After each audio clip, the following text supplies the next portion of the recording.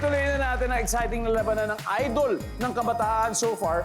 5 and up naman nakaka-score. They have 87 points. At ang maghaharap naman ngayon ay si China and Ella. Let's play round 2.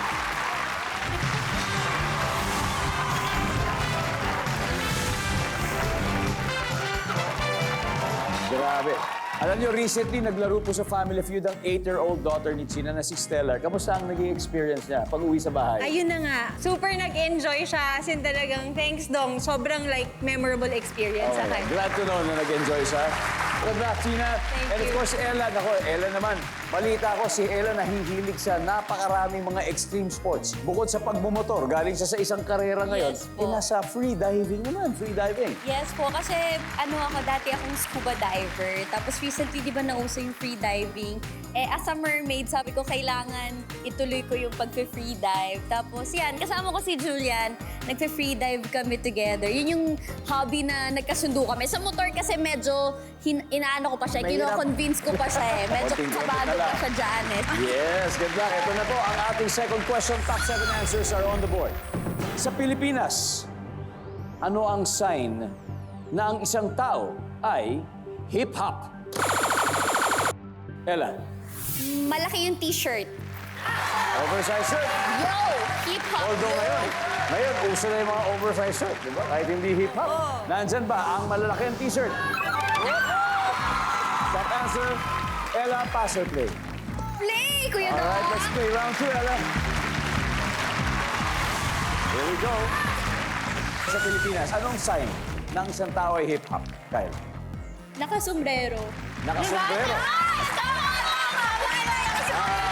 Survey says... So, ganun ba? Len, sa Pilipinas, anong sign ng isang tao ay hip-hop? Swag or magaling sumayaw. Swag o magaling sumayaw? Hindi, yung mas yung swag, no? Dapat alam mo yan. Swag lang tayo, swag. Swag lang. What's the mama mo mag-sample?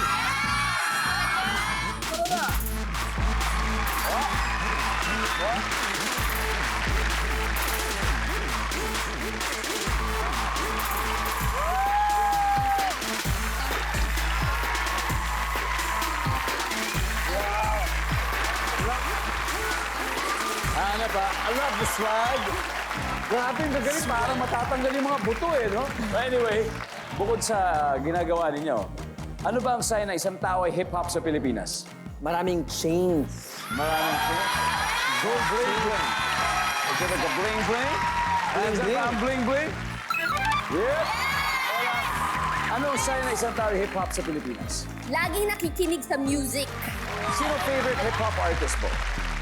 Hip-hop artist. Sino mo favorite hip-hop artist? K-pop siya kasi, Kuya Dong. K-pop kasi po. Ayan, si Julia po mahilig sa K-pop. Ako, favorite hip-hop artist yun. Pero siyempre, walang iba kundi si Francis Magalang. Master rapper. Master rapper tayo. Nandyan po ba ang nakikinig ng music? Kyle, Meron pa sa Pilipinas, ano sign na isang tao ay hip-hop? Yung lagi po may nakaipit na jacket or nakataling Nakataling jacket? Opo.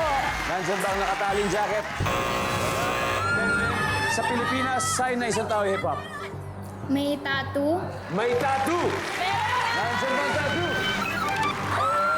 Julian Tumor, sign na ang isang tao ay hip-hop?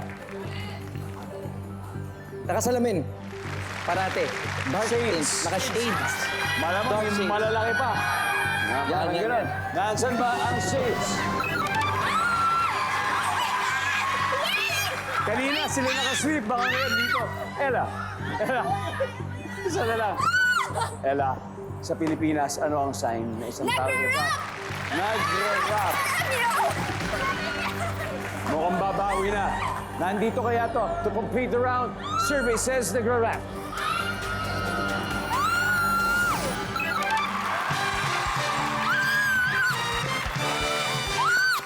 Oh yeah! Sa wakas, may points na ang dalawang teams. 5 and up, 87 points. Tropa Curie, 74 points. Naku, aling team kaya ang magkokolekta ng mas maraming puntos sa double points round? Aalamin natin sa pagbabalik ng Family Feud.